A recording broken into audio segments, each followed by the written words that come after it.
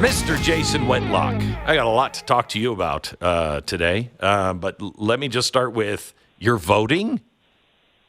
Yes, I'm voting. I've registered here in Tennessee, and I will be casting a vote for Donald Trump.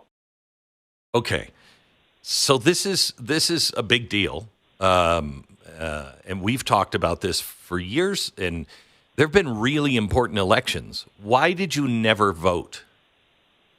Because I've never believed that politics really solve any problems. That I always felt like, there's no political solutions to spiritual problems. Yes. I still believe that, but I do believe the stakes and the consequences of this election and one particular issue that's just near and dear to my heart. If anybody has followed me for any period of time, on January 6th, 2021, I was defending them on January 6th. I didn't wait till the 7th or the 8th or the 9th or a year later.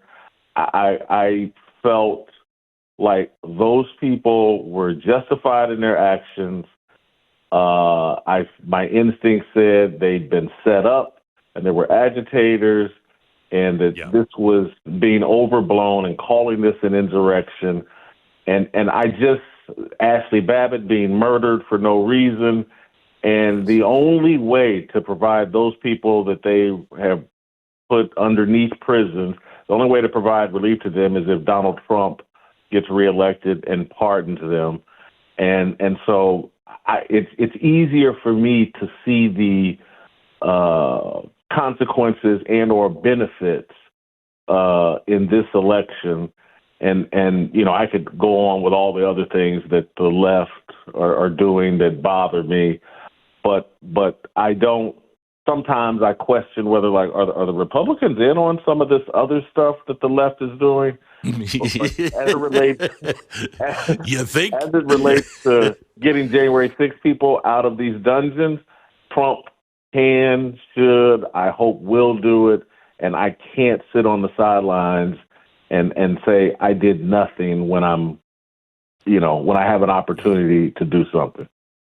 So, it's really weird with the things that are going on now, Jason, where, we could talk about it before and say, it looks like this might happen, this might happen. These things are happening. I mean, the way they're coming after Elon Musk all over the world now in a coordinated effort is a little terrifying. Don't you think?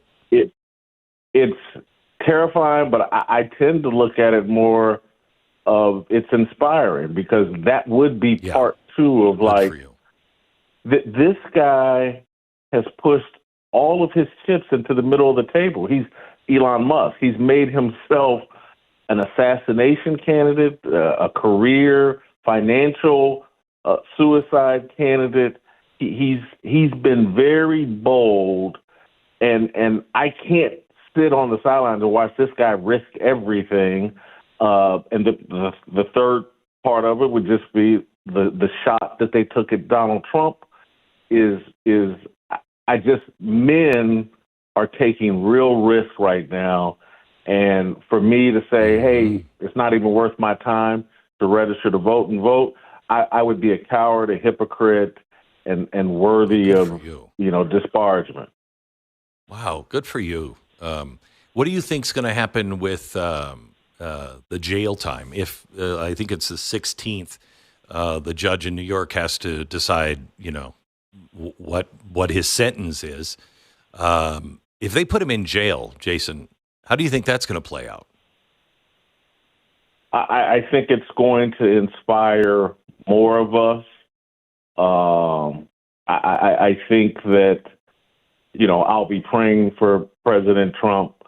But I just think it's just pushing more and more chips into the middle of the table and making conflict more and more inevitable.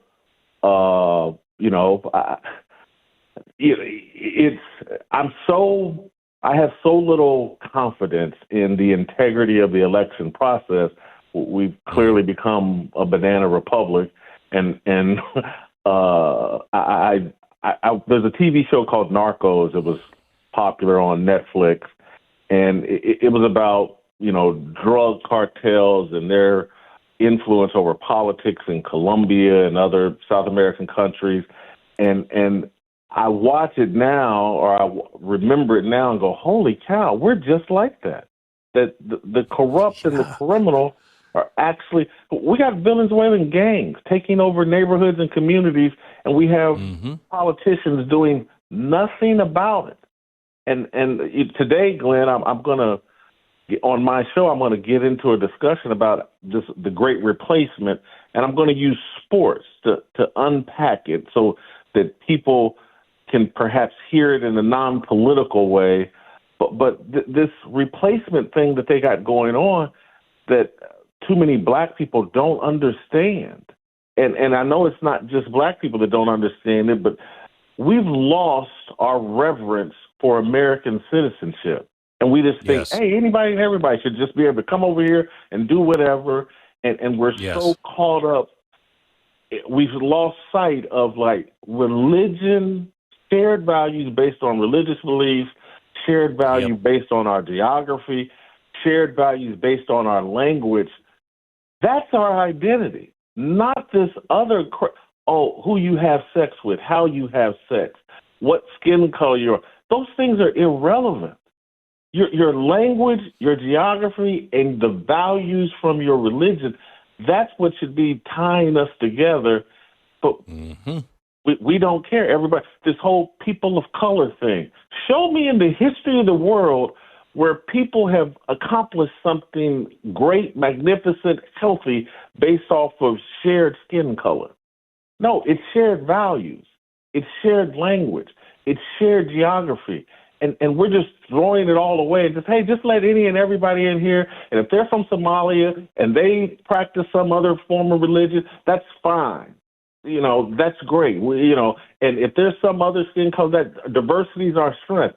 Shared values had been our strength, and we have to get back to that, or we're all throwing away our safety.